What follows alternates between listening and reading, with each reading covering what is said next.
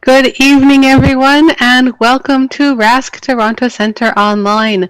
I'm Dr. Elena Hyde, and I'm the second Vice President of RASC Toronto Centre, and this is our April Speakers Night. So I am very, very excited for this one in particular, as you may well guess.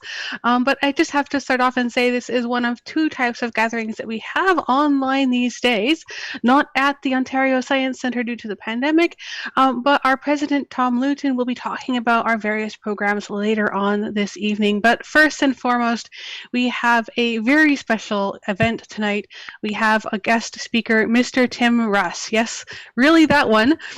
So we have to, I have to, of course, give some sort of introduction. I'm not sure if I'm qualified to really do it, but I'll start off actually by thanking two RASC members, Louis Rifkin and Paul Markov, for giving me the idea to reach out on email and get a hold of our wonderful, fantastic speaker.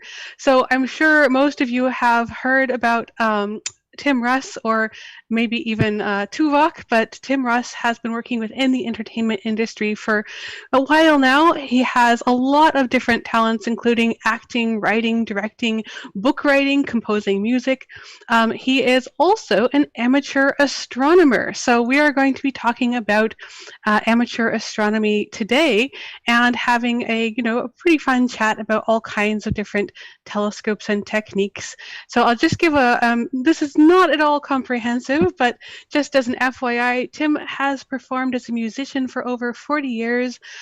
His talents are currently showcased on several CDs, so you can actually find him on iTunes and CD Baby, as well as writing and producing credits on The East of Hope Street, which won Best Feature Film, and of course, Star Trek Voyager. So you probably heard of Tuvok and Star Trek, so he would have presumably had quite a an impression on a lot of us. So he has also a children's book which you can find, and a CD entitled Bugsters.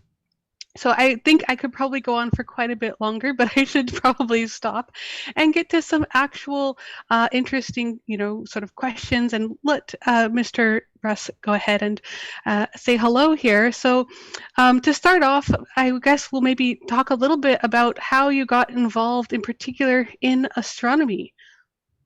Well, initially, I was always interested in the sciences and the science in particular. For many, many years growing up. And roughly about 35 years ago or so, I decided to sort of pursue the hobby firsthand. And it was just, I just woke up one day and decided I was going to go out and purchase a telescope, a small beginner scope. And it was at the time, there was no computers available for consumer telescopes that you could buy.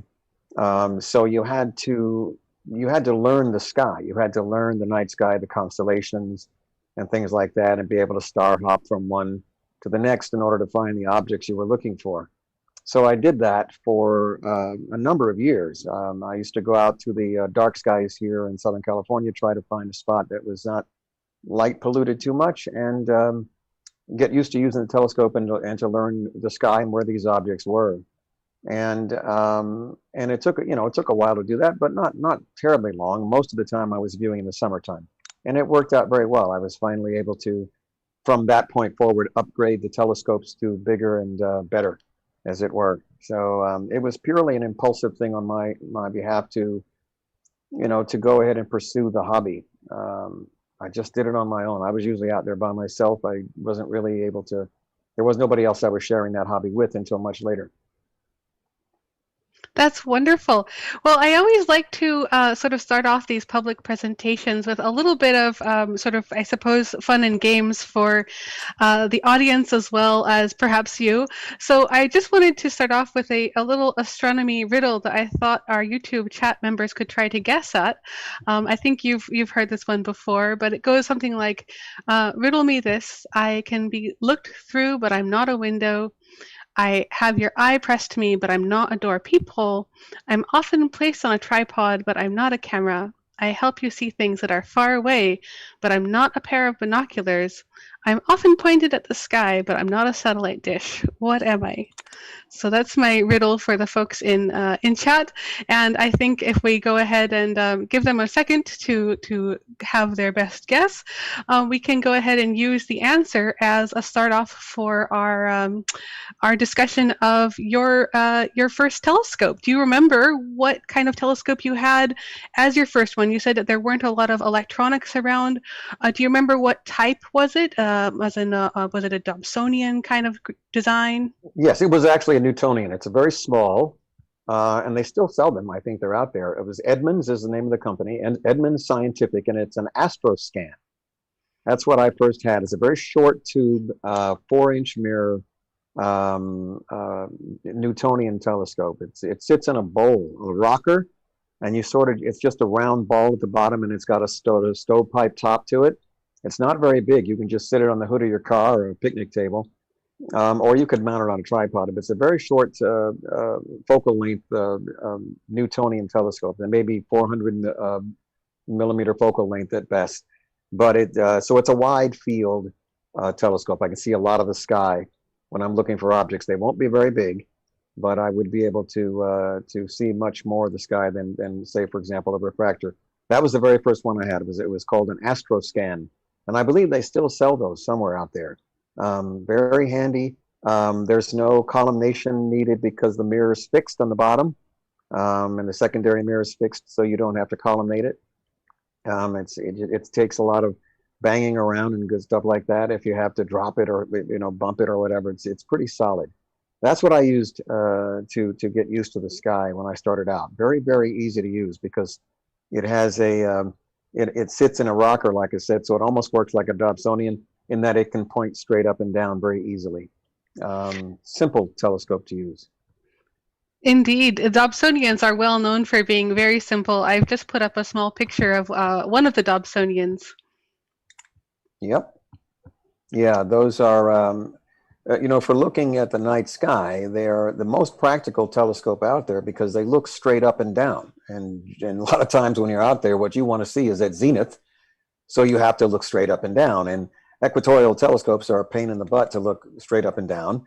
They're also a pain to look into the north sky with as well when you're on a manual equatorial tripod. So the Dobsonians can go 360 degrees straight up and down, sideways, either direction. You just move the chair and wheel it around and go. They're so simple and so easy to use and are very, very handy for dark sky locations for naked eye optical viewing. Very good scopes. I would primarily use that telescope when I went out to dark skies, the Dobsonians.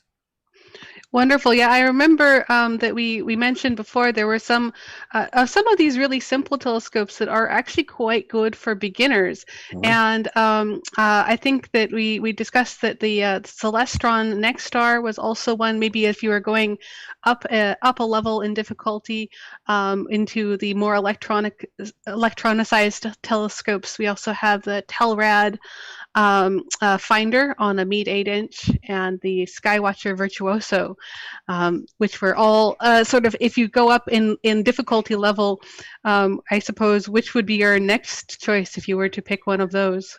Again, it all depends on what kind of viewing a person is going to be doing the most. If you're already parked in dark skies, then I would go with a large aperture, Schmidt-Cassegrain, that is perhaps computerized. An 8-inch can get you very close to a lot of objects out there. It's a very good telescope for that kind of thing. They're a little pricey because they're pretty good size aperture and they're computerized. I would say the larger Dobsonian up to 10 inches in diameter on a mirror would be great for dark skies. If you're just going to be looking just in the backyard and you just want to plunk something down and start looking, then I would say anywhere between 3.5 to 5 or 6 inch Maksutov or Schmidt-Cassegrain telescopes are the best, because most of those objects you might be looking for are probably going to be things like single stars, double stars that are visible to the naked eye, and also the moon and the planets. And those are some of the things that I look at quite a bit, during the year, because I can just go in my backyard and look.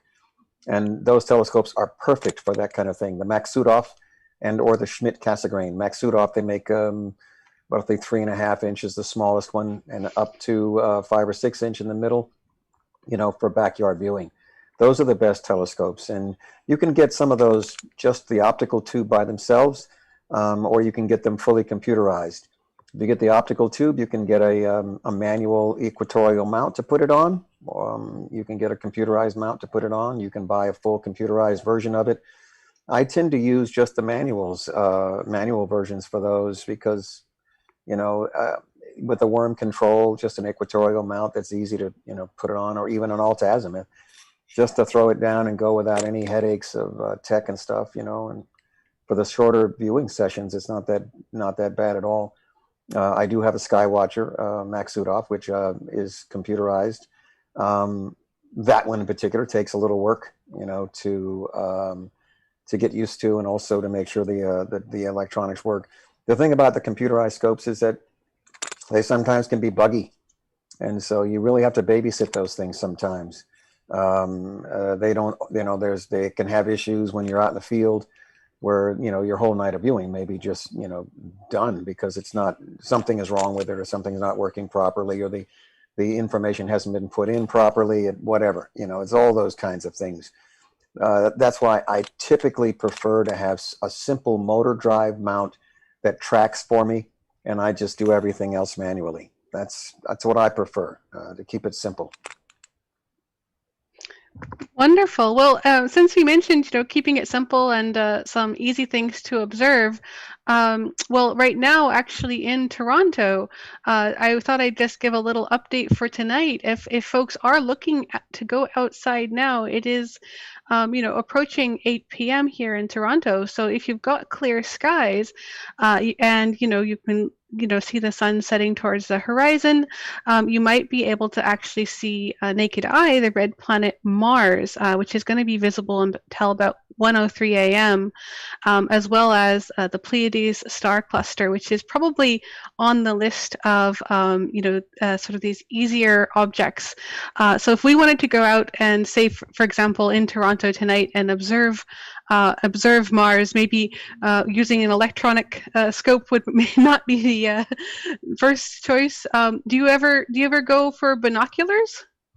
Yes, I have a pair of Celestron binoculars that are pretty hefty, and I've got another pair that are even more the bigger. They're basically they use two eyepieces, multiple eyepieces in them. They're pretty good size scopes. Those binoculars have to be precisely aligned in terms of the prism, the mirror that splits the light coming into both sides of the binoculars. That prism has to be perfectly aligned, otherwise you're in trouble. So in whatever binoculars you may be using, it doesn't matter what size, as long as they're lined up just right, so you're not getting this double vision thing going on. I've had to do some maintenance on one of my larger scopes, binoculars rather, for that very reason, because for some reason it was out of alignment and I had to get it fixed. So they're great for looking at wide field. They're great for looking at objects in the Milky Way, for looking at the objects that are in Sagittarius, particularly all of the really big nebulas and things like that on a really dark night, and where you've got a lot of stars to fill the eyepieces of binoculars are really quite nice. It's best to have them, on a tripod if they're big, because you can't hold them. That's not going to work. You're going to get tired and you can't hold it still enough to focus. So if they're a large pair, like the ones in the image here, those on the bottom of that image there, those I would put on a tripod, and the ones above there have a 45-degree angle eyepiece holder. That's the other pair that, like the ones I have, which are larger, and they take eyepieces. So you can put in different size eyepieces in there for increased magnification or decreased magnification.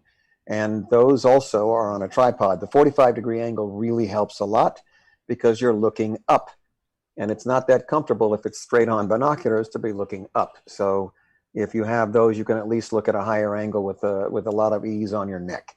So that's what I would suggest for binos. Very easy to use. You put them in there and you just scan the skies and look at all the stars, and they basically fill the eyepieces. The brain likes to look at things with a binocular view. So unlike telescopes, the binoculars, you get a sort of a three-dimensional feel when you're looking at the stars with two eyes rather than through a single eyepiece. That's the advantage of binos.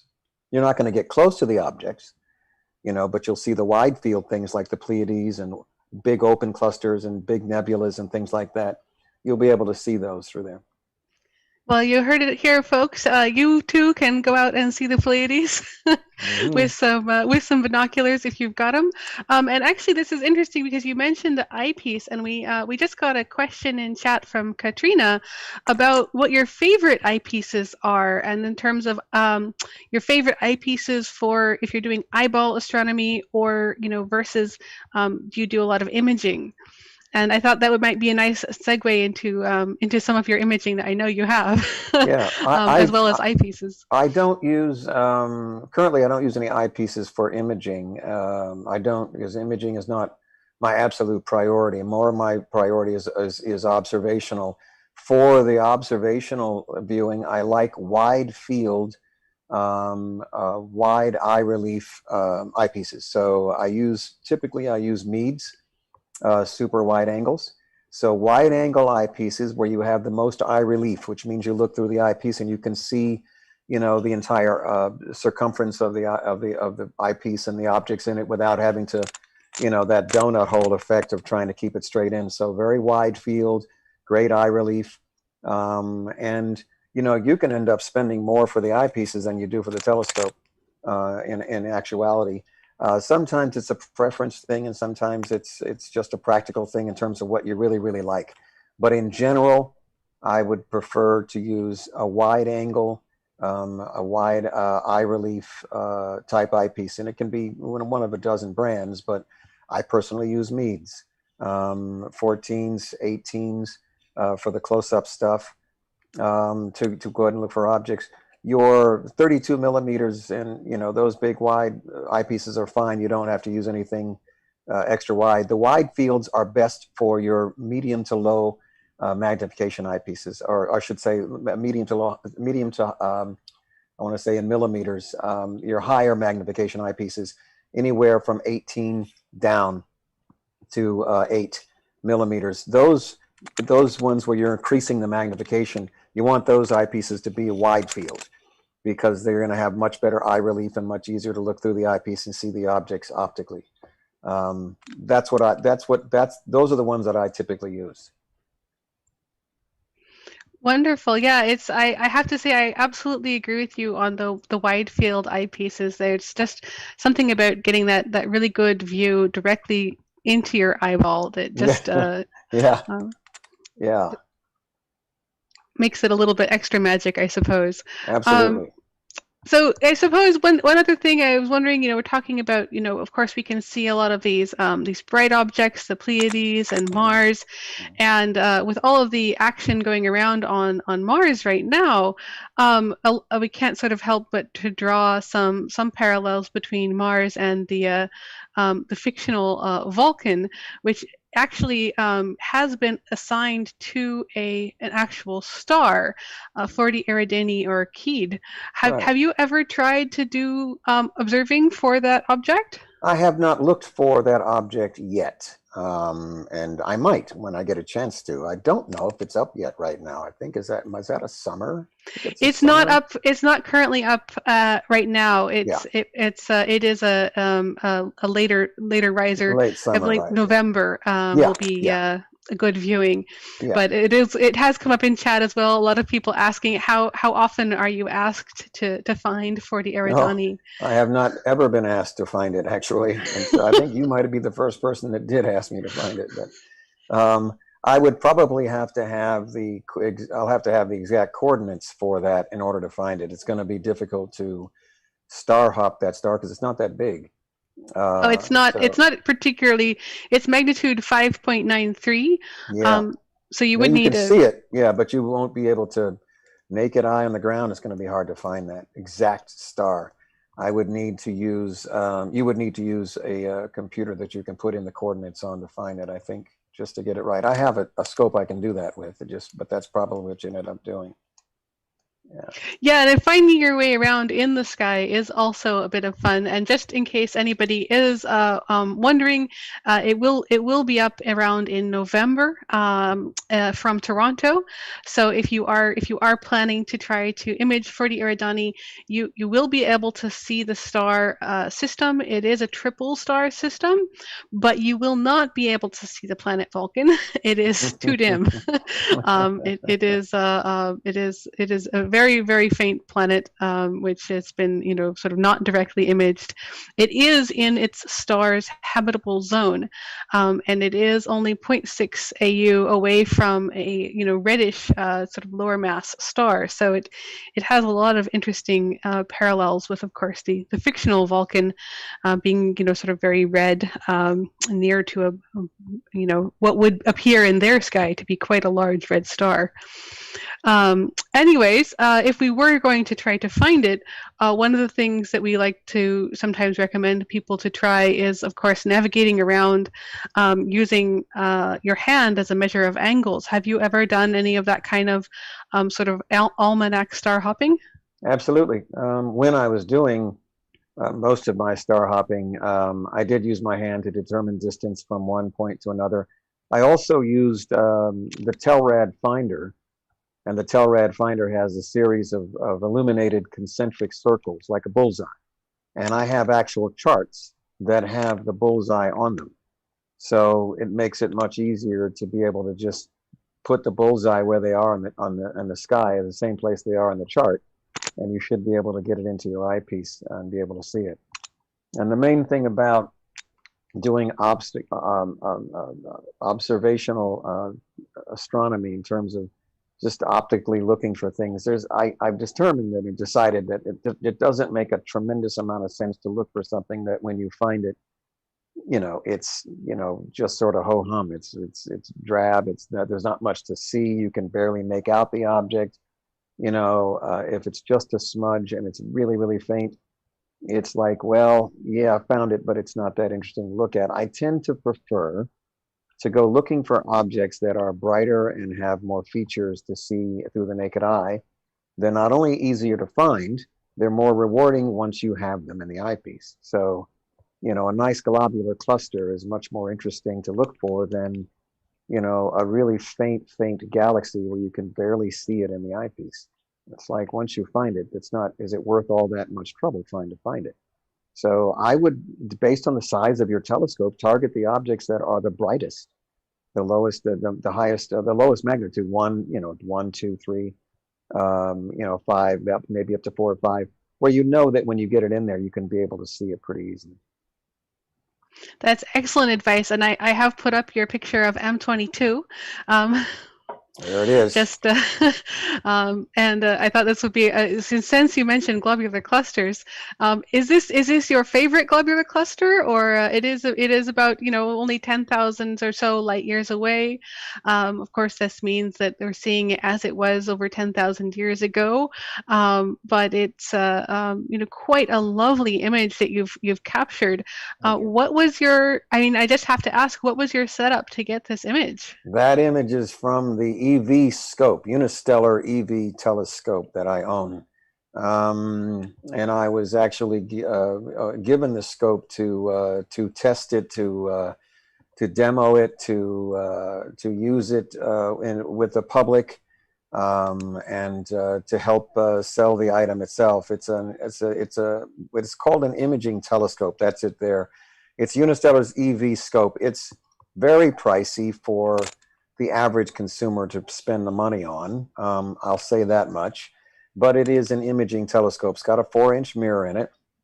It's very powerful. So the objects that you do image are pretty large in the eyepiece for such a small and portable telescope. It literally is only 2 pieces, and you're looking at it. It's the tripod and the scope.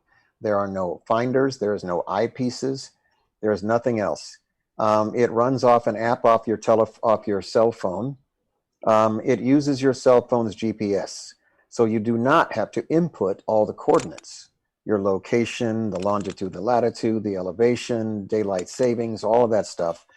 You don't have to put any information in it. It's 15 seconds, and it will find out where it is. It's got star charts built into it so it can find its own way around the sky. There's no alignment of stars either.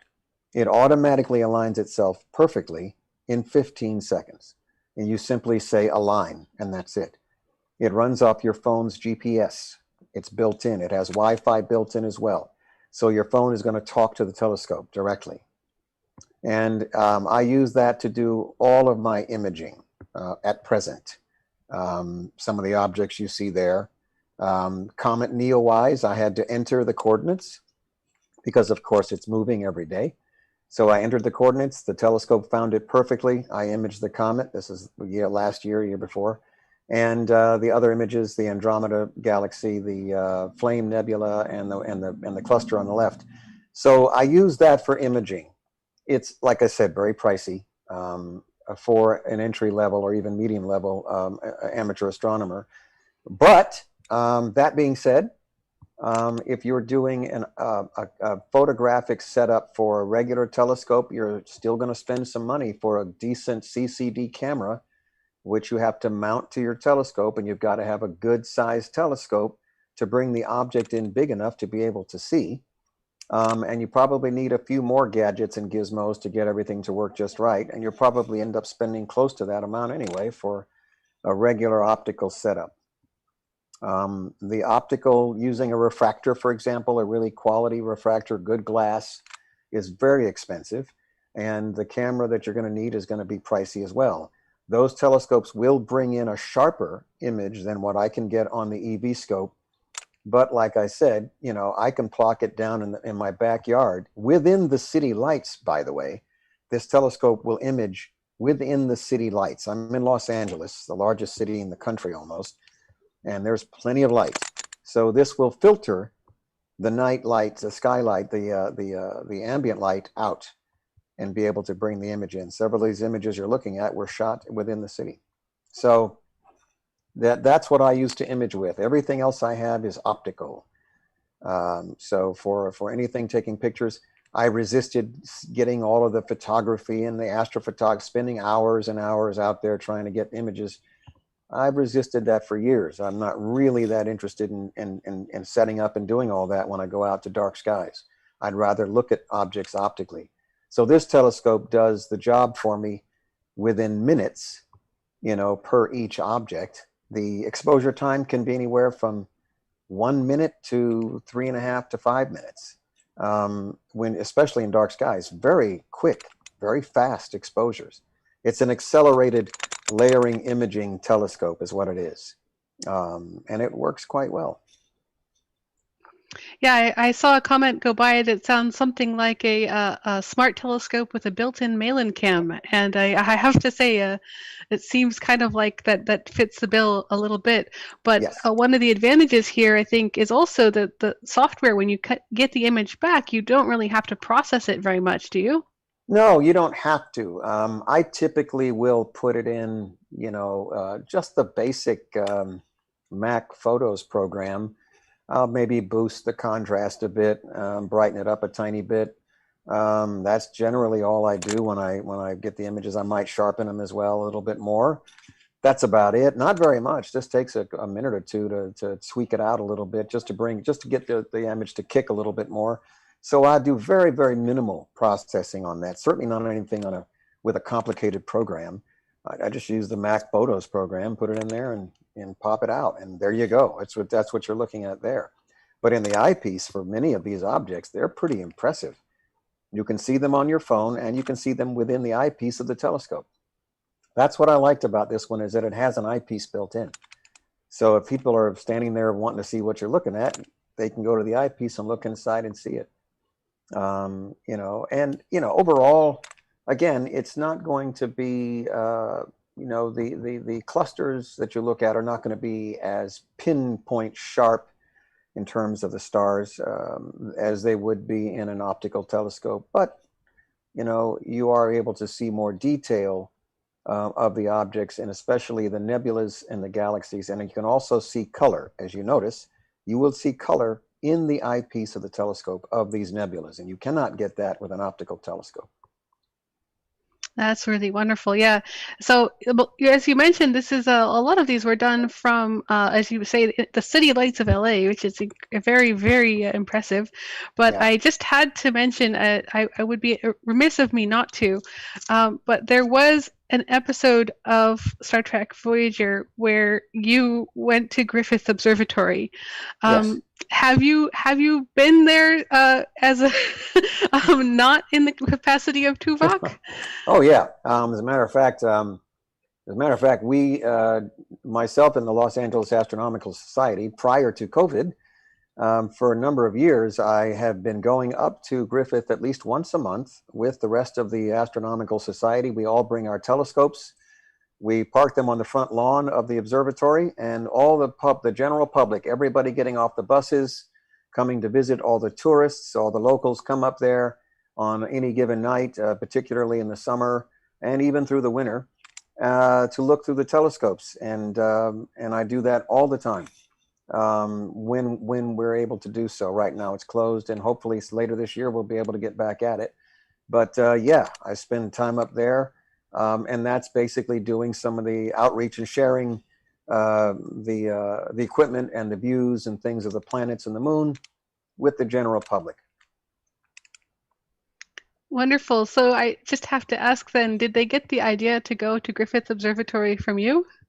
No, no, no, that was them. That was the writers and the producers who came up with the idea to take us all the way up to Griffith. It's interesting that it's a coincidence that it happened, is that I didn't really start going up there to do the observing sessions with the Astronomy Club until after Voyager. It was much later on in the process with Voyager, because they weren't doing it until then. So they started doing it later, and that's when I started going up there as well. But so it was just coincidental that we happened to go up there and shoot that episode up there, and that I still go up there at present to indulge in the hobby.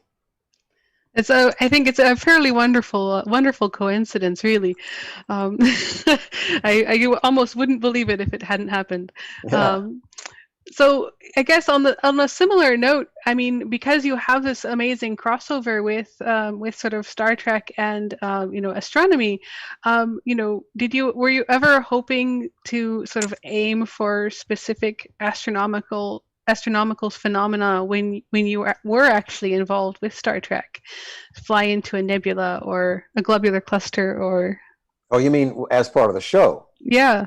Yeah, no, they would come up with once in a while very bizarre and odd phenomena that they sort of created or made up on maybe a few episodes. We didn't spend as much time on those types of episodes as perhaps the original series did, but there were a couple of times where we encountered something that was very odd and bizarre, and in one case it was a natural phenomenon, another case it had something to do with an alien presence. But yeah.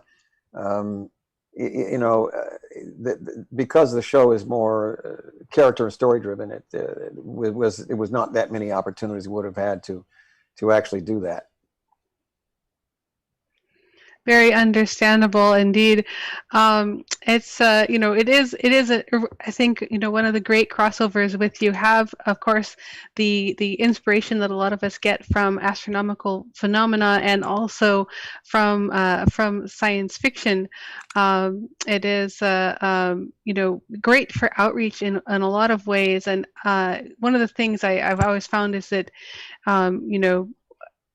you've talked about this a little bit with your outreach, but as a lot of our members who have been stargazing have found, looking yourself through the eyepiece and bringing yourself out to these incredible distances that are out there in the universe, is this something that you find really helps to bring people in as amateur observers, to bring them sort of into the fold of amateur astronomy and get people excited? Wherever we're up at Griffith Observatory in particular, the majority of the objects that we end up looking at are planets and the moon. Some of the telescopes, once in a while, will try to focus on a double star or something else that might be really interesting. Maybe a cluster they can get a piece of up there. And just that alone, just those those objects alone, out of the crowds of people that will come through and that will line up and want to see what you have in your telescope, there's always going to be at least a handful who are really going to be struck by what they've seen, and they will be interested in trying to perhaps get a small telescope, a beginner's telescope of their own. So I always have the images on my phone, a couple of pictures they can take and copy, of small beginner telescopes and some of the gear, the tripod and the finders and things like that, that they might want to use if they want to get started, just getting the hobby going. So once in a while, there are some who are very, very struck by what they see. And it is all about the DNA of the person involved. It has to move them. It has to strike them, in a particular way that they would become excited enough to want to actually pursue this as a hobby. It's not super, super widespread. There's not tons and tons and tons of people that get involved in it because it does require some technical expertise to a degree. It requires patience and knowledge of the skies and things like that. So there will be a handful of people that come through, even when we're up at Griffith Observatory, who will be very, very interested, not just casually interested, but seriously interested in what they could do to get started in this hobby. And I give them, the information that I have available to help them out. So yeah, it does happen. Not a lot, but it does. Wonderful. Okay, so I guess in terms of getting people started as well, there's one other thing we should probably mention. If you are looking at getting your first binoculars and maybe getting a tripod for it, finding your way around the sky, one thing we haven't talked about is actually some of the equipment that can help you find these. Now, I think I saw on your one of your earlier telescope pictures a Telrad finder. Right. What is that one of your favorites, your go-to, or do you have a Yes. lot of different finders you like? Yes. The best finders on the market, there's two of them. The Rigel, which is there in the picture. It sort of stands upright like a periscope. And that's for a telescope that might have a very short tube. Say, for example, an ETX or a 90 or 80 millimeter Maksutov Cassegrain telescopes. They're very short. The tube is very short, so there's not a lot of room to put a long Telrad, which is the longer, boxier rectangle. So the periscope one can go on a telescope that's got a very short optical tube, and it's basically the same design as a Telrad in that it has 3 screws that will adjust the actual finder. The actual finder reticule inside the glass there is a red bullseye. It's a series of concentric rings, and you can lighten them and you can darken them so that you can make them brighter or dimmer based on what you're looking at in the sky. Because if you're looking at the sky at night sky, you want to be able to see the background of the night sky. So when you look through that finder, you can see the whole night sky, and you can see the object, the area that you're looking for. So if you dim the reticule down, you dim the bullseye down in terms of how bright it is, it allows you to see the more faint objects you're trying to line up on. And that's a very good example. You can also, with the 3 screws, they're very, very easy to adjust the 3 screws to make sure that the finder is centered to the object you have in your eyepiece. The best place to do that is on a distant light terrestrially, like a street light that may be way, way far away, that's fixed, or the North Star that's also fixed.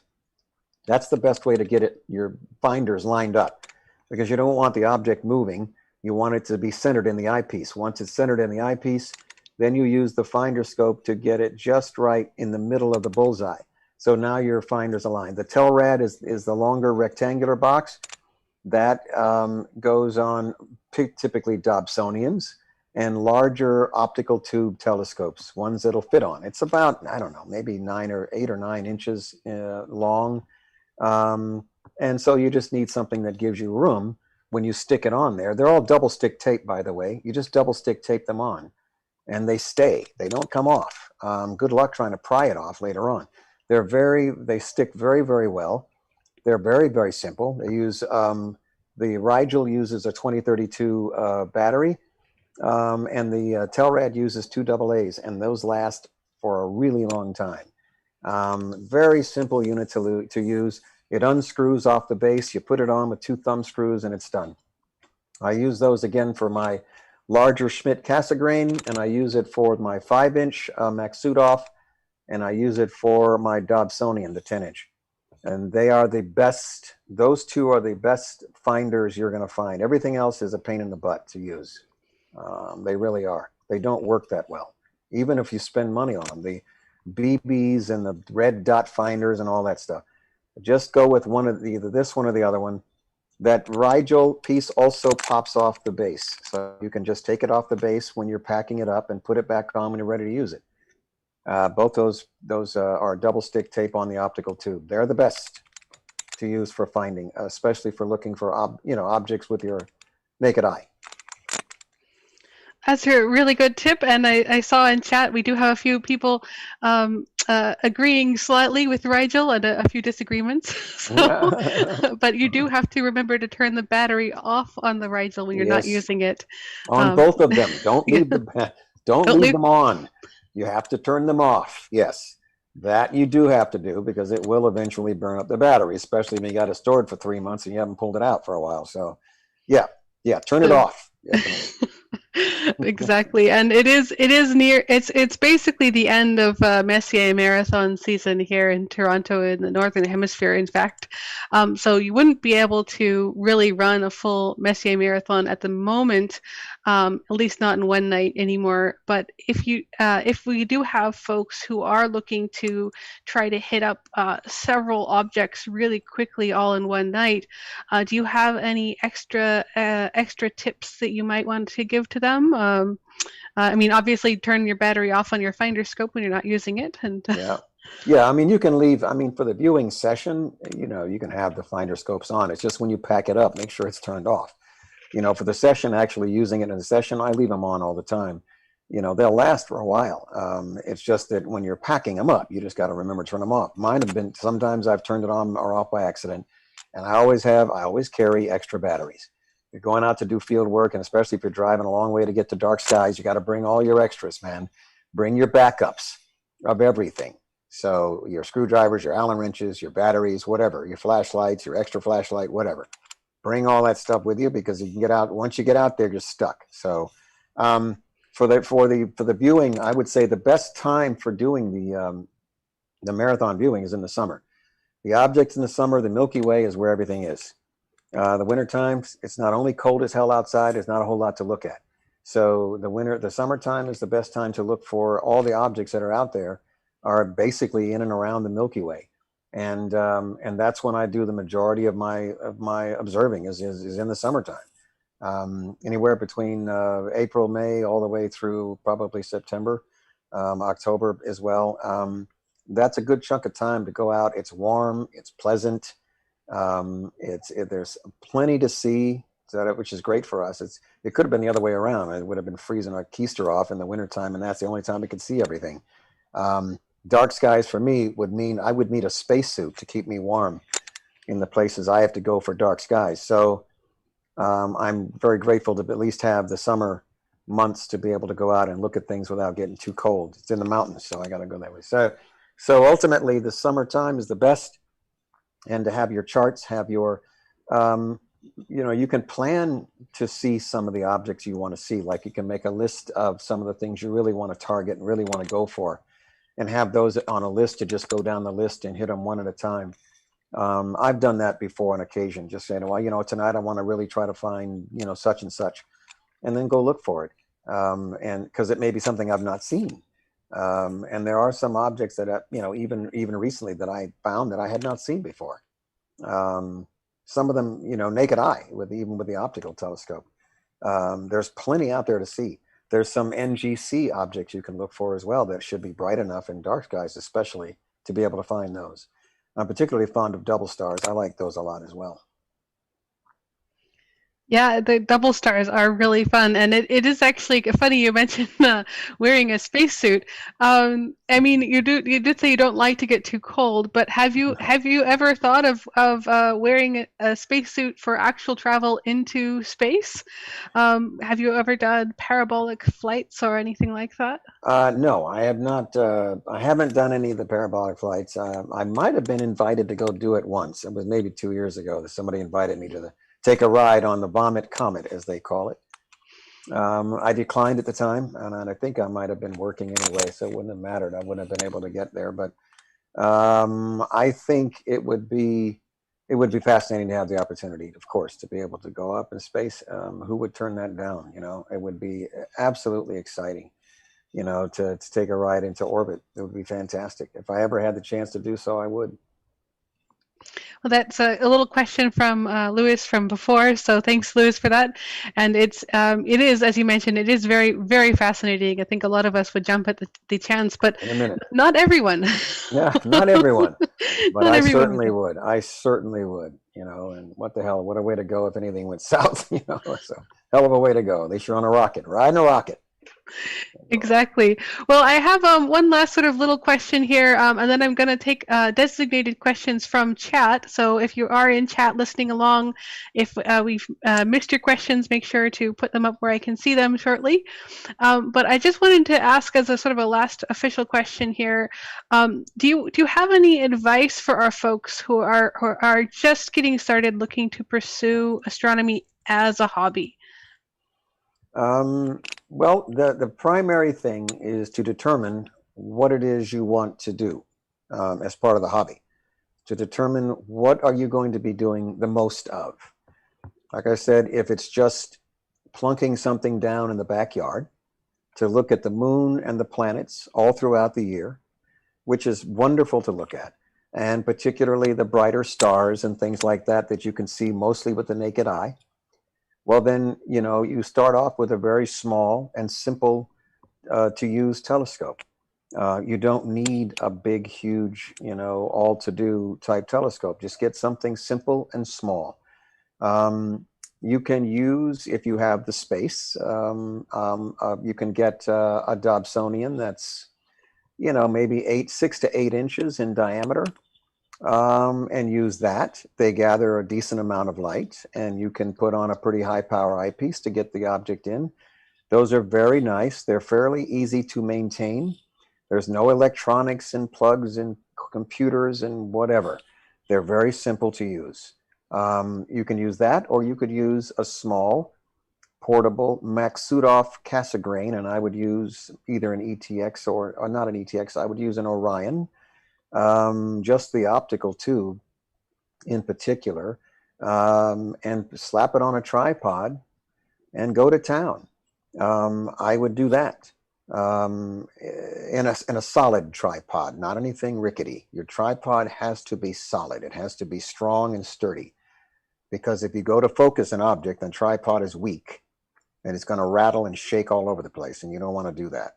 So I would say a decent equatorial or alt-azimuth tripod to put the optical tube onto, and then of course your finders and your your eyepieces after that, and you simply, you know, look for the planets. They're easy to see. They don't twinkle, you know, and they're up all year long. There's going to be one planet or another that's going to be up that you can look at.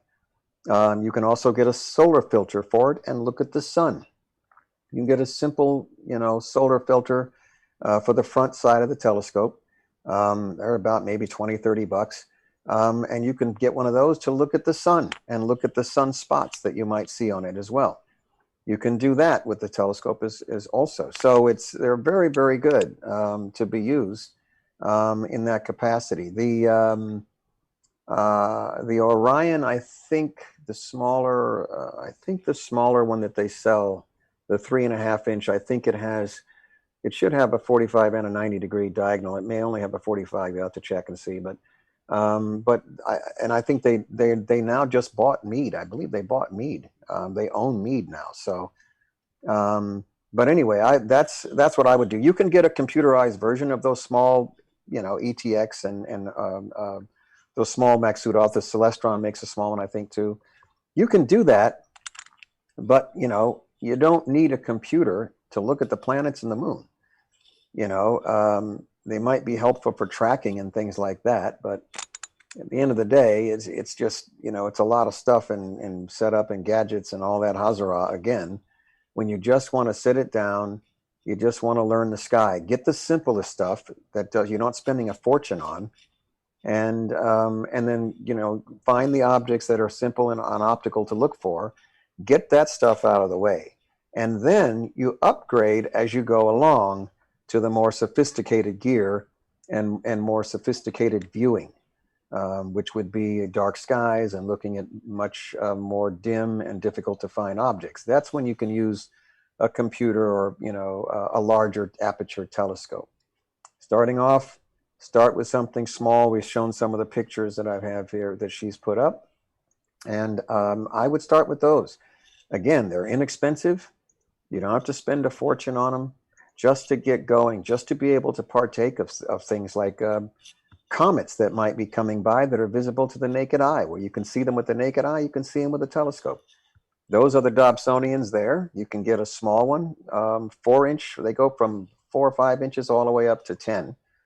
And it's a rocker and a tube, man. You just put the thing on the ground, put the tube in the rocker, and grab the front of it and move it around. It's so simple and easy to use. And those at least will get you, the objects will be a little brighter in the Dobsonians than they will be in the Maxudovs. And you simply use a higher power eyepiece to get closer to the object in the Dobs. The smaller Maxudovs are very powerful for their size. For a 3.5 inch 90 millimeter Maxudov is really, it's potent. Very small and very strong. You can see details on Jupiter easily. Obviously, moon. You can see Saturn's moon, Titan. You can see the Cassini division in Saturn's rings if it is a still enough night, if you have a very still atmosphere. You can see a lot of detail with those. Close approach on Mars, I was able to see all the surface features 17 years ago with just a simple ETX. So 90 millimeter Maxudov CAS. Very good scopes to start with, and relatively inexpensive. Wonderful. Yeah, it is. I have to say, it usually is up to your sort of personal budget, as well as which design you prefer. The Dobsonians are really simple. So simple, in fact, a lot of amateurs do try to build their own. Have you ever been tempted to try constructing one of those beasts? Not even close. No, thank you very much. I have no intention of doing that. I let the experts handle it. I just want to use it. And my philosophy is a rock with a light switch. That's how I move. Rock, light switch. I don't want to mess around. I want to get the task accomplished. So I don't like to waste time fumbling and tweaking and twiddling with a bunch of stuff. I want to put it on the ground. I want to get going. I want to, I want to see and observe. I don't want to play around. So again, those of you watching, and I know everybody out there is computer literate. I know they're all about the internet. Use the internet. Use it like you would use the telescope, like you'd use a set of tools in your toolbox. Look out, do the research, check out what people are using, check out what people prefer, check out reviews, check out, the procedures, check out the videos of how to set up the telescope. That's all on there. Everything is on there. I use that constantly if I want information about certain things. There's the picture that Elena has up right now. The one on the far, I'm not sure it's my left, is the smaller Maxudov Cassegrain. It's a tabletop stand. That's basically a short stand. I think you can pop that tube off and put it on a regular standing tripod. The one next to it is computerized. It's slightly larger. I think it's a 5 or 6 inch Celestron. That's completely computerized. And the one next to that, Elena, is that an 8 inch? Which one is that? Yeah, so you've got next to the Celestron 5SE fully computerized. Then you've got the Telrad finder on the Meade 8-inch Schmidt-Cassegrain. Yeah, that's a Meade 8-inch Schmidt-Cassegrain. You can buy those. Generally, those are going to be computerized. You're not going to be able to find those without a computer anymore. So they're generally computerized. And then you have the Dobsonian on the far right, which is either a 6 or 8-inch. I'm not sure which size that is. And that's basically it. I use the little Maksutov even today. I use that thing all the time. I have a small case for it. I just pop it off on a tripod. I mean, I literally use a camera tripod with an arm on it. It's a Manfrotto tripod. I just pop that thing on there. It's really light, doesn't weigh anything. And I just take it out, sit it on the ground, and scan the skies with it. So if you're using a larger aperture, like a 5 or 6-inch Schmidt or a Maksutov, like the orange one there, and you're not on a computer, then you're going to need a heavier tripod for that. Something with worm controls and things like that would be preferable. Those telescopes are very powerful. That little ETX, the one on the far left, the small one there, that one is roughly, I think it's up to 1,100, 1,200 millimeters focal length. And that's pretty good for a tiny little, telescope like that. You can get a lot of detail, on the planets with just that little scope. So it's really wonderful to use. So easy, and it's, really nice to use. But there you go. The Dobsonians, I think you're going to get more eye relief if you have a 6 or 8-inch. When you look in the eyepiece, it's going to be a wider field of view. Just so you know, because you're looking at maybe 700 millimeters focal length, 800, maybe 900 millimeter focal length, and the opening is much bigger than on a 90 millimeter. So you've got a lot more eye relief on a Dobsonian. The Dobsonian will also get you not only the backyard stuff for your planets, but it'll also get you your deep sky stuff when you go to dark skies. 6 or 8 inches, you can see a few objects out there pretty nicely with a 6 or 8-inch Dobsonian, even in dark skies. So you could use it in both places. It will need to be collimated. The Dobsonian has to be collimated. There's a very easy way to do that. You don't have to buy a device. You don't have to do all kinds of craziness. There's an easy way to collimate a primary and secondary mirror. It's right online. You can look it up. It's just, it's a simple process to do it. You don't have to do a lot of craziness. The Maksutov Cassegrains have a fixed secondary mirror, so they don't need to be collimated. Typically, they're usually in pretty good collimation. If you want to find out if the telescope is collimated properly, you get a star in the eyepiece. Preferably the North Star is going to be the best, one that's not moving. And you defocus the star until you see a black dot in the center with a series of concentric rings around the outside of that dot. If all of those rings are going around the black dot evenly and they're not warped or distorted, then you have a collimated scope. If the rings around the outside of that black dot are a little bit skewed, like the dot itself in the middle is farther to one side or the other, just move the telescope and the object in the telescope around in the field of view until it's centered. Then you take your screwdriver and you adjust the 3 primary mirror screws until the object is in the center, the star is in the center, and all the circles are even around the center. It's a very simple process. But the Maksutov Cassegrains, you would not be able to do that process because it requires a lot of technical work on the inside. So if you purchase the telescope and it's out of a collimation, that's seriously, then you want to send it back and let them do the tweak on it to the company. But most of them come pretty well collimated, and they have a fixed mirror in the front, so there's no secondary mirror to adjust. They're pretty good scopes. I've not had issues with them at all, really. That's a really wonderful, wonderful advice and a very good rundown of collimation. I've just put up your main picture with your telescope. Now, I believe this one is a Meade that you have for one of your main sort of stock photos. But yeah. And that's a Telrad on top? That's a Telrad on top, yes. That's my old, and I've had it for a very long time, Schmidt-Cassegrain 8-inch Meade telescope. It's just a motorized telescope. There's no computer on there. It just has a tracking drive. So I can, it'll hold the object in the center of the eyepiece. It just tracks declination. And, and I've had it forever, like just forever. And I use that sometimes up at Griffith when I'm doing public viewing. It does very well on the planets, and it does very well on some of the deep sky objects like the globular cluster. Those clusters in that 8-inch are absolutely spectacular to the naked eye. Beautiful. So I use it sometimes in dark skies, and I definitely use it up at Griffith Observatory with the general public because it does have a tracking drive. And when I have people looking through the eyepiece all the time, I do need something that tracks, because otherwise I have to keep adjusting it all night long, and that gets tiring. So at least a tracking drive. And it's wonderful. I've been using it for a very, very long time, and I'm probably not going to upgrade it to anything different. I'll just keep it. Oh yeah, and it sounds like, if you did have the tracking up on this, you could even potentially observe I don't know, low Earth orbiting objects like spaceships, I believe. Well, they're on the move typically, so that's going to be a neat trick. I've sometimes tried to follow satellites with the Dobsonian, but they're moving they're humming through the eyepiece pretty quick. So not always so easy to try to follow those. Yeah, if it's going too quickly relative to you, your gears won't keep up. No.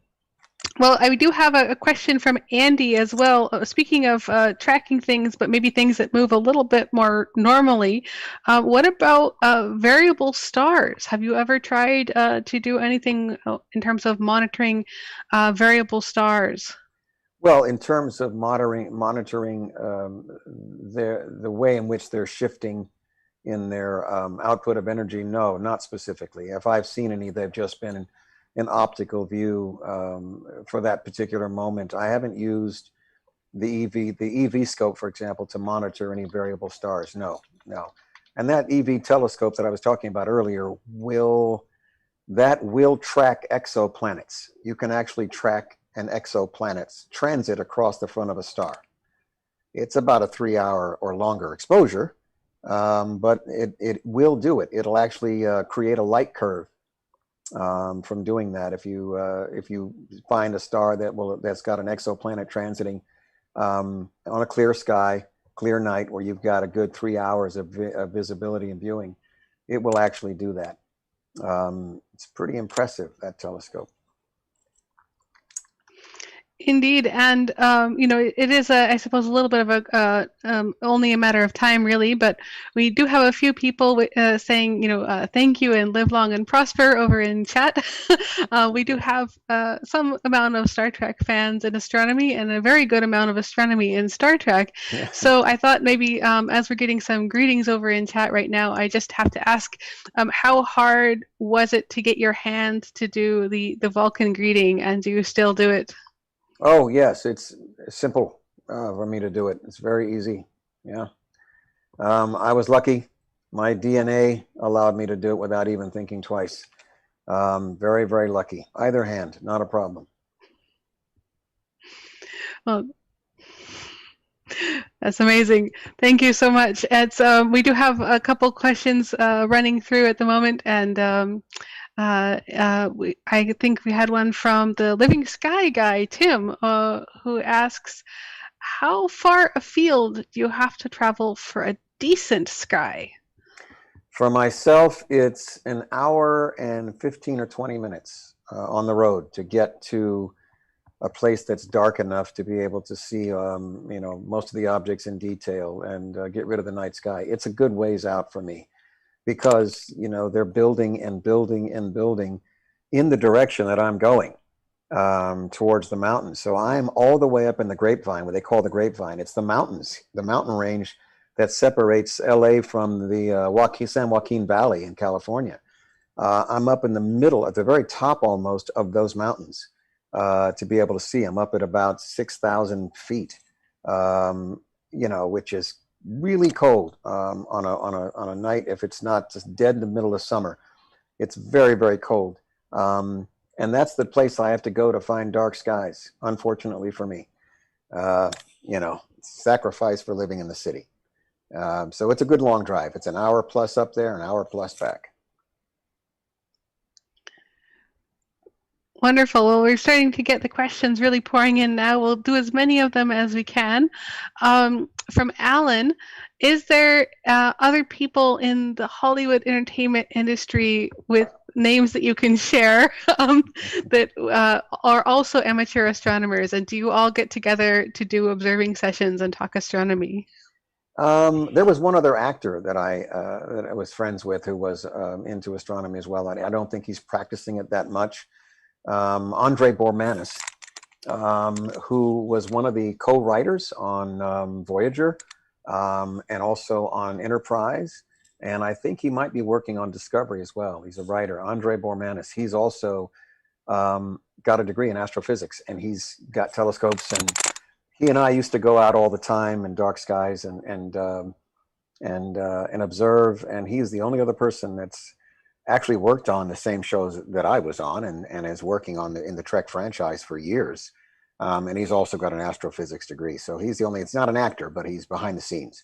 I don't know any actors personally that are pursuing this hobby firsthand like I am. But Andre is one of the writers and creatives on all the Star Trek franchise shows. And he does have a myriad of telescopes himself that are super high quality. And he and I have gone out several times before. Oh, wonderful. And okay, hopping around a little bit here. So this is actually combining a question that I didn't get a chance to ask you before. But Lewis is asking about have you had any issues with cats in the mountains? And I know astronomy, in particular, amateur astronomy, has seen some really fun stories. Some of us have seen bull-eyed meteors. Some of us have seen grumpy wet kangaroos, if you're me. Some of us have seen cats in the mountains. Do you have any fun observing stories or anything you've seen up there? Yeah, I would rather not encounter or have any scenes with cats in the mountains. Thus far, I have not, and only in recent years have I seriously considered the thought of having to deal with that, because if you're sitting at a telescope, your back is to the potential predator. So that would only be a second before I would, not know what was going on, and that would be the end of it. In fact, they hunt at night, and their sight is quite good, and they are not going to hit you from the front where your eyes are. They're only going to hit you from the back, and that's the only concern I do have being out in those hills, because those hills do have cats in them. I have taken a handgun with me on occasion when I've gone out there before, because I was completely by myself and isolated, and I was concerned about that kind of thing, not to mention even people being an issue. But I think when I set up the next time, I'm going to set up with the car behind me so that, it would be a lot harder for him to get a hold of me. Something to consider. But I've gone out, most of the times that I've gone out in recent years, I've gone out with friends of mine. So there was at least 2 or 3 of us there, so it's a lot less likely anything like that would happen. Now you could all sort of face different directions and. Yes, exactly. I think just the fact that there's a crowd of people, it may not be so bold as to do anything. So. Exactly. Well, I'm glad to hear that you didn't encounter any cats. Yeah, so am I. Yeah, I'm very glad. And on a totally different note, it's and now for something completely different, we have a question from Terrence about whether you've ever done any eclipse chasing. And we haven't even talked about, moon observing in general, but have you tried to get any lunar or solar eclipses? I did try to get the last one that came across the Northwest. I just couldn't work out a schedule from this end to get up there. I had planned for it, and then something happened, and it screwed up my schedule. So I would have had to try to get up there at the last minute and change the dates in which I was arriving. And that just messed up everything, because there was nothing available after that. At that point in time, I had booked it almost 6, 7, 8 months in advance. And then it just fell apart at the last minute. I was going to desperately try to get up there. It just didn't work out. Maybe the next one I'll try and see if I can get that one. I think that goes across the middle of the United States next time. I might try that one, but I just barely missed the last one. And I would definitely like to see one if I get a chance to. I would love to see it. Well, there is a partial eclipse coming to Toronto in just a few months this summer. If we get a chance to do live imaging, maybe we can share it over the internet or something. Excellent, excellent. Yeah, excellent. And just in case anyone is out with their telescope tonight watching this, the moon is actually up tonight right now in Toronto. It's a waxing gibbous phase, and it will be up in Toronto until about 4 a.m. this morning. So if you're out there looking with your favorite telescope or even binoculars, make sure to check out the Terminator line. Yes, and don't bother to look at it when it's full. Only when it's shadowed. Only when it's partially shaded. That's the best time. Nobody likes the full moon. Nobody likes the full moon. Yes. All right. Now we do have a quick question. I think we are running out of time, but probably one of the more controversial topics in astronomy right now is one that I always have a bit of trouble with the pronunciation for. But have you heard of Oumuamua? I might be saying that. Yes. Yes. And do you have any thoughts on that? Well, there's actually two of them. I think Oumuamua was the first one. I think there's a second one that came through just after that one. Oumuamua is already gone, isn't it? I think it came through. Yes. Oh, a couple of years. Was it 2 years ago? Is it 2019, 2018? Oh gosh, yeah. We only found it when it was actually on its way out of the solar system, so we didn't actually get a good view of it. They're sort of thinking it has a high composition, sort of like the crust of Pluto. So one of the going theories is, of course, it's a piece of an exoplanet. Yeah. I think it was that Oumuamua. I believe they that was the one that was shaped like a cigar, like a long. Yeah, or some sort of disky thing. So July 2019 was when it sort of hit the news, and it is, I think, was first observed in 2017, sort of 40 days after its closest approach to the sun.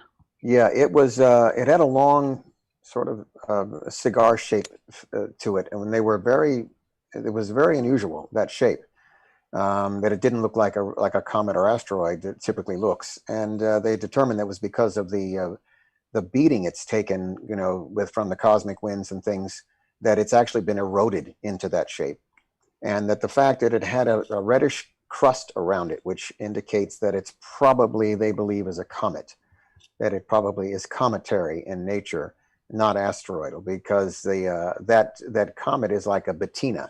The covering, the reddish covering around it, is a result of being exposed to the solar winds for such a long time, and it's created a patina around it, which gives it that color. That's how they determined that it was comet-like, rather than, because they couldn't figure it out before.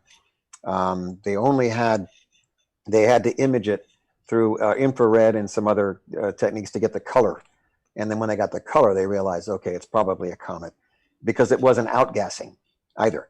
And so they weren't sure. And they only determined that it wasn't outgassing because it's got this crust on it, which has completely covered it.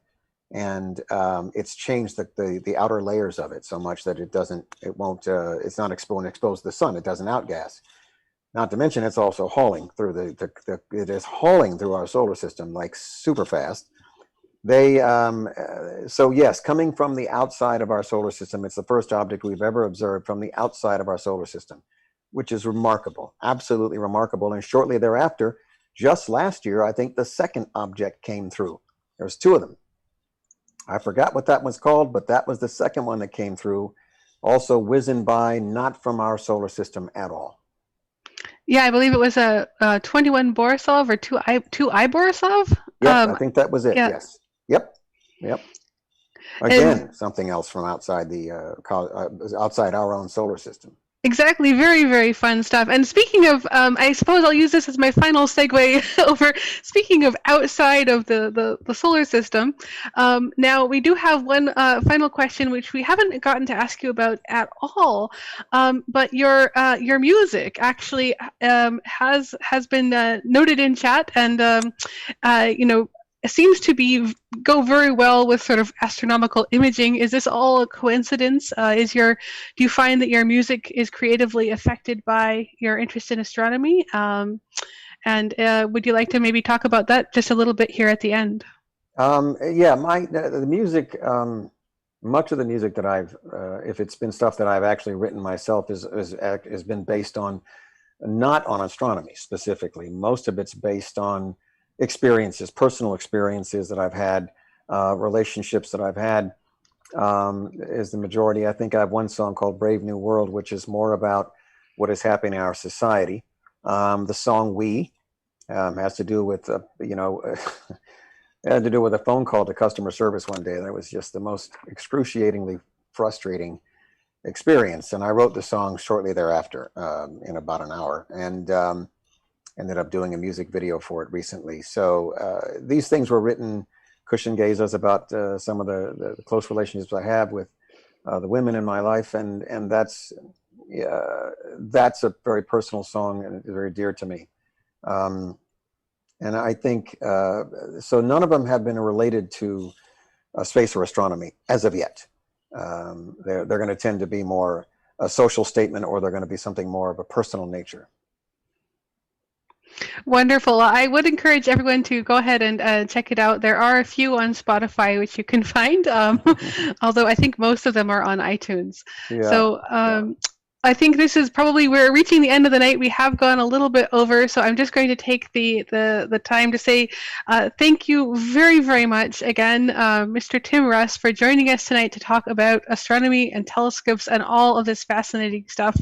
We could stay here forever, but we can't. So we will be wrapping up tonight, and I hope everyone will go home with thoughts of stars and space in their heads. So thank you very much again for tonight.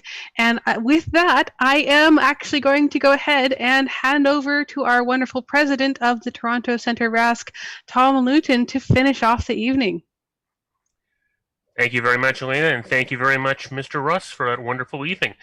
This has been a real treat. Like many of our members, I am a longtime Star Trek fan, and this has been wonderful. So, let's get started with our announcements for this evening. So, first of all, a sad note. I regret to announce that we have lost a friend. Alan Kasugi passed away unexpectedly on the 8th of April. Alan was a longtime member of the Society and of the Center. He was one of our volunteers. You could find him at many observing sessions at the Science Center, at many of our work parties. Alan was a good friend, and he will be dearly missed. And I promise you that when things are back to normal, we will have an opportunity to raise a pint in his honor. But yeah. Moving on, we have a little more positive news. Some of our members have been taking opportunity to finish off some of their observing certificates. The RASCT, the Royal Astronomical Society of Canada, has an extensive observing program for certificates for observing the moon, observing the universe in general, deep sky objects, and so forth. And so we'd like to acknowledge that Ian Bain and John Crawford have completed the Explore the Moon telescope certificates, and John Crawford has also completed the Explore the Universe certificate. If you're interested and would like more information, please click the link as seen down on your screen. Also, we've got a couple of Service Award recipients that we would like to acknowledge. The RASC Service Award is a major award of the Society. It is given to a member in recognition of outstanding service that's been rendered over an extended period of time, at least 10 years. And this service has had a major impact on the work of the Society and or a center of the Society. And we are acknowledging two of our members. Paul Delaney has been our former, was our former VP of Programming and was Elena's predecessor, and was has been a member of the Society for 40 years. And Ian Wheelband, who is currently our chair of our Education and Public Outreach Committee, has a counselor, has been a former VP of Finance and a former CAO director, and has been a member for 27 years. So please join me in congratulating them for their awards. So moving on, this is one of two types of meetings that we have here online. We have our recreational astronomy nights as well as our speaker nights. So these are online, as you've just witnessed, and they're also going to be available to watch on YouTube later on. If you're here live for the first time, please say hello in the chat. If you've already taken a chance to enter some questions for our presenters. If you are a new member, please introduce yourself. And if you're from somewhere far, far away from Toronto, please let us know where you are from. Our next recreational astronomy night is on Wednesday, the 5th of May at 7:30 p.m. Andy Beaton will be discussing the sky this month. Jenna Hines, RASC Robotic Telescope Project. Alan Ward will be discussing optical coatings and oilings for astronomical instruments, live here on YouTube. And if you'd like to present something, please contact Paul Markov. Our next speakers night and our last speakers night before we break for the summer. During our summer months, we have recreational nights only. Dr. Claire David, the assistant professor of physics and astronomy at York University and an associate scientist with Fermilab, will be talking about what is Dune, embark on the underground telescope to pierce the secrets of dark matter. Again, online here on YouTube. Coming up at the David Dunlop Observatory over the next few weeks, on the 24th of April at 8 p.m., it was up in the sky. You can register online. The links are found at rascto.ca. This event has a $12.50 fee. DDO, Astronomy Night at the DDO, on the 30th of April, Paul Delaney will be discussing Mars, the next chapter. Similarly, $12.50 fee and online registration. Now, our education and public outreach activities are curtailed as a result of the epidemic. We are planning and have been hosting virtual star parties and EPO talks with the Ontario Science Centre at Millennium Square, the David Dunlop Observatory, the St. Clair O'Connor community, the Dunlap Institute with Brownies, Cubs, Scouts, schools, etc., and as well with new observers to visual astronomy courses with NOVA. Please contact public education at rascto.ca for further details. Unfortunately, our observing sessions are currently suspended. Our sessions that would be at Baby Village Park, at the Long Sault Conservation Area, or at the Ontario Science Centre. Similarly, our astronomical observatory, which is on top of the Blue Mountains, north of Toronto, is closed until further notice. Maintenance activities only. I can guarantee you, though, we do not have a big cat problem up there. So when things are back to normal, that's one thing you won't have to worry about. Mosquitoes might be another problem, though. Now, it is National Volunteer Week, and the Toronto Centre is nothing without its volunteers. Words really cannot express the appreciation we have for all the hard work that everyone does to keep the center running. So I would like to say thank you to members of the executive, to the council, to the committee chairs and the committee members, the various working groups, and just everyone who has ever come out to help out at any star party with their telescope. Thank you so much, with a special thank you going to the folks who are running part of our AV committee, who are running the show tonight and are making everything that you are watching possible. Coming up, our Stellarium training, our software courses that are free for RASC members. So the Level 1 course for April 26th is full, but we are looking at more dates in May and June. The May 3rd Level 2 course is full. June 21st, however, still got some space in there. We have completed the development for the Level 3 course, and the syllabus and the dates are coming soon. We've also got planned courses for Stellarium Mobile. Full details at rascto.ca/content/Stellarium training series. We will add you to a waiting list if you ask. And this is the part where I get to plug membership in the RASC. You can renew online at secure.rasc.ca. If COVID has thrown your finances for a loop, we do have an emergency fund. It is completely confidential. And as well, gift memberships are available. For both of those, contact Adela in the national office at mempub@rasc.ca. And with that, I would like to thank you for joining us. Please follow us on all of the forms of social media. Please like and subscribe and click the notification bell for future videos. Please stay safe, keep looking up, and have a good evening. Take care.